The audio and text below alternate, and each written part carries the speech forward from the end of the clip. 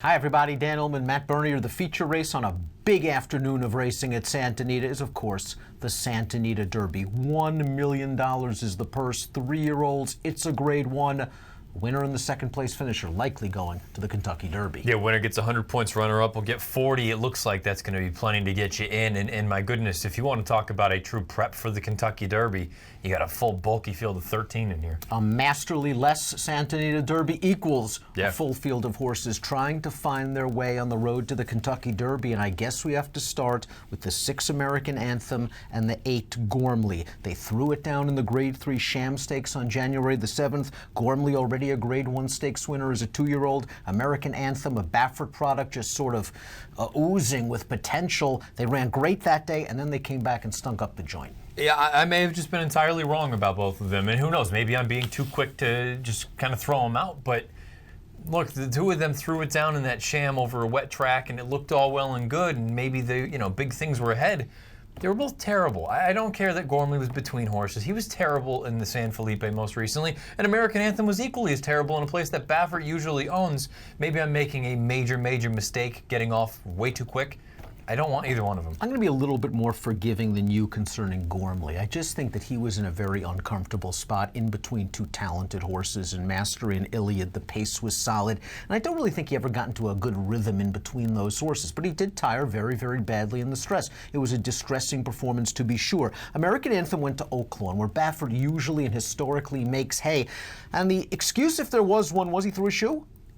Not enough for me. I mean, he was terrible. You got to do some running, and I understand maybe it was his shipping, and maybe it was X, Y, and Z.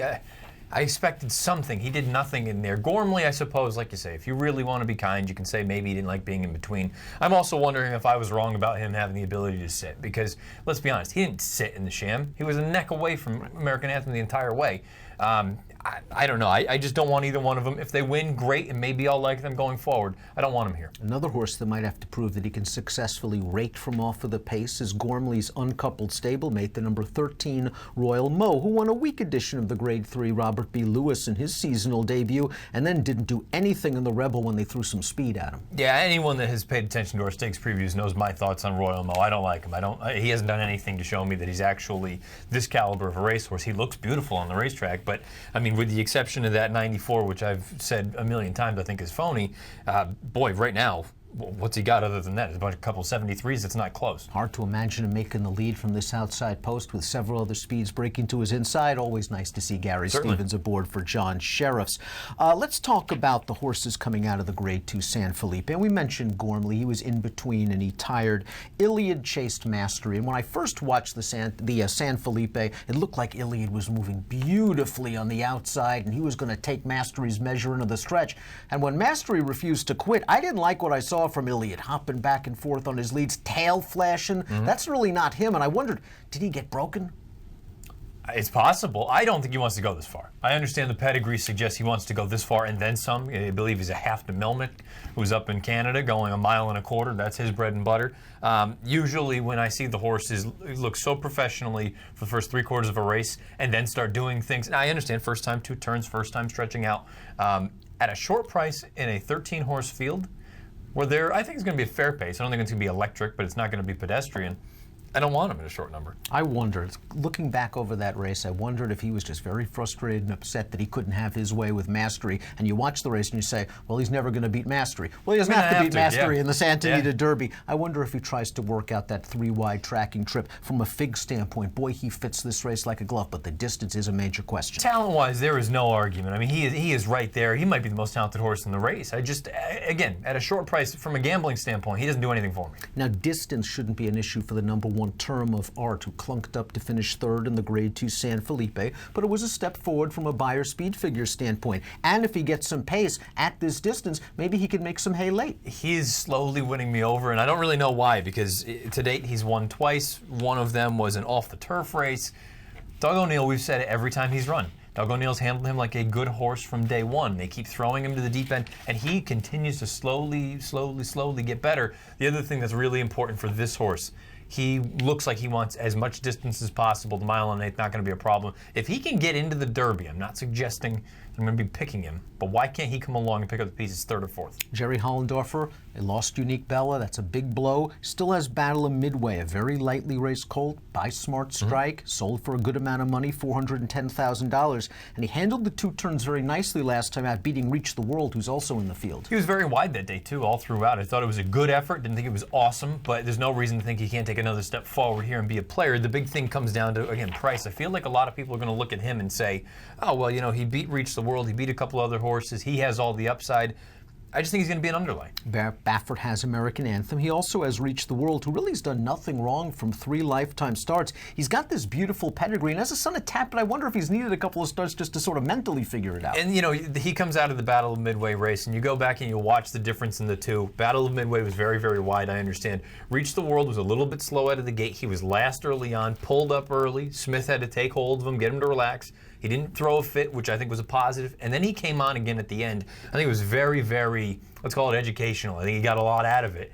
He's going to need to run faster, no question, but I think he probably learned enough to make him take a step forward here. Baffert's third runner in the race is the 11 Irish Freedom, who returned off a lengthy layoff in that Battle of Midway race. It was a tough spot against talented horses going long for the first time off of the bench. Was it enough that you can project that he can take a necessary step forward to beat these toughies? I don't know if he can beat him. I think he's going to take a big step forward, though, because you go back and watch that race. Again, like you say, he came out of that common race with those 2 foes. He made a big middle move on the far outside. He was hung wider than wide. I just think, boy, you know, in order to win in a race like this, you're probably going to need a mid-90, if not higher. That's a big jump in his second start off the bench. So Conflated won the California Derby over the Tapita surface at Golden Gate Fields, then shipped east to run in the Gotham. And what happened? He didn't pick his feet up.